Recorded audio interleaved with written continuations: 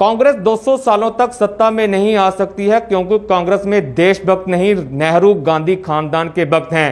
यह कहना था जम्मू कश्मीर यूनियन टेरिटरी के भाजपा के अध्यक्ष रविंदर रैना का। रविंदर रैना आज किसी कार्यक्रम को लेकर कठुआ भाजपा जिला कार्यालय में पहुंचे थे। वहां पर पत्रकारों को संबोधित करते हुए रविंदर रैना ने यह बातें कही। उन्होंने कहा कांग्रेस पार्टी में आंतरिक लोकतंत्र खत्म हो चुका है। उन्होंने कहा कि ये वही कांग्रेस है जिसने सरदार पटेल और सुभाष चंद्र बोस जैसे महान नेताओं को अपमानित किया था।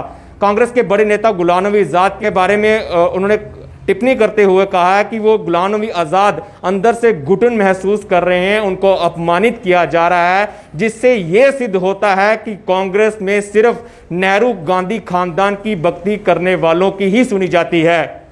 कांग्रेस अगले 200 सालों तक सत्ता में नहीं आ सकती क्योंकि कांग्रेस पार्टी के अंदर देशभक्त नहीं है, वहां गांधी नेहरू खानदान के भक्त हैं। कांग्रेस पार्टी में इंटरनल डेमोक्रेसी खत्म हो चुकी है। ये वही कांग्रेस है जहां सुभाष चंद्र बोस और सरदार पटेल जैसे महान नेताओं को अपमानित किया था। सुभाष चंद्र बोस एक जमाने में कांग्रेस के बड़े नेता थे, लेकिन नेहरू की चालों के चलते उनको अपमानित होना पड़ा था। और वही कुछ हाल गुलाम नबी आजाद जी का है। वो बचपन से लेकर कांग्रेस की सेवा कर रहे हैं, कांग्रेस के बड़े नेता हैं। पूरी जिंदगी गुलाम नबी आजाद ने उन्होंने कांग्रेस में बिताई है।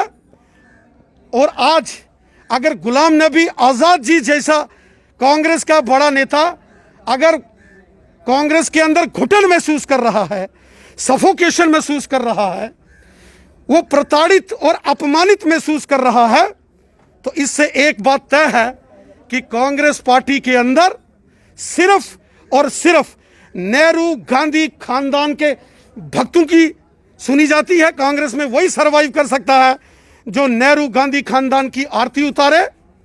कांग्रेस के अंदर देशभक्त नहीं है, नेहरू गांधी खानदान के भक्त हैं। इंटरनल डेमोक्रेसी कांग्रेस में बिल्कुल नहीं है। गुलाम नबी आजाद जो कांग्रेस के बड़े नेता हैं, उन्होंने इस बात को जनता के सामने रखा है। और इसीलिए गुलाम नबी आजाद ने तो कहा 50 साल, लेकिन अगले 200 सालों तक ये कांग्रेस पार्टी कभी सत्ता में नहीं आ सकती। कांग्रेस पार्टी का नामो निशान अब धीरे धीरे खत्म हो रहा है। राणा साहब कह रहे हैं स्टेटहुड जो है वापस चाहिए। क्या आप समझते हैं स्टेटहुड वापस आनी चाहिए? जो नेता जम्मू कश्मीर को यूनियन टेरिटरी से वापस स्टेट का दर्जा मांग रहे हैं और जोर जोर से चिल्ला रहे हैं, पिछले 70 सालों में जब जम्मू कश्मीर स्टेट थी तो इन्हीं लोगों ने राज किया। और जब राज किया तो दो हाथों से लूटा। यहाँ केंद्र का कोई कानून लगने नहीं दिया, यहाँ एंटी करप्शन लॉज लगने नहीं दिए, ह्यूमन राइट्स कमीशन का ज्यूरिडिक्शन होने नहीं दिया। पश्चिम पाकिस्तान के रेफ्यूजी हों, वाल्मीकि समाज के लोग हों, गोरखा समाज के लोग हों, गुजर बकरवाल हों, ओबीसी समाज के लोग हों, स्टूडेंट्स हों या महिलाएं हों, उनके साथ अत्याचार होता था और ये लोग सत्ता में बैठ के तमाशा देखते थे। जब तक ये ब्लंडर्स जो नेशनल कॉन्फ्रेंस कांग्रेस और पीडीपी ने किए पिछले 70 सालों में, इनको रेक्टिफाई नहीं किया जाएगा, दुरुस्त नहीं किया जाएगा, मेरे को नहीं लगता कि कोई स्टेट की बहुत ज़्यादा जरूरत है। के रिजल्ट भी आने वाले हैं। माननीय प्रधानमंत्री जी ने लाल किले की प्राचीर से यह घोषणा की है कि जम्मू कश्मीर में डिलिमिटेशन के बाद यहाँ चुनाव होंगे, यहाँ चुनी हुई सरकार होगी। डिलिमिटेशन की प्रक्रिया यहाँ लगभग शुरू हो चुकी है, इसकी टीम का गठन हो गया है। और जैसे ही परिसीमन डिलिमिटेशन जम्मू कश्मीर में पूरा होगा, यहाँ चुनाव होंगे।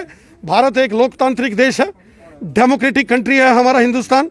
हमारा हिंदुस्तान एक जमहूरी मुल्क है, दुनिया का सबसे बड़ा लोकतंत्र भारत में है।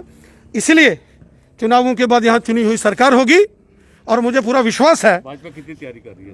मुझे पूरा विश्वास है कि जम्मू कश्मीर में चुनावों के बाद भारतीय जनता पार्टी की सरकार होगी, बीजेपी का चीफ मिनिस्टर होगा।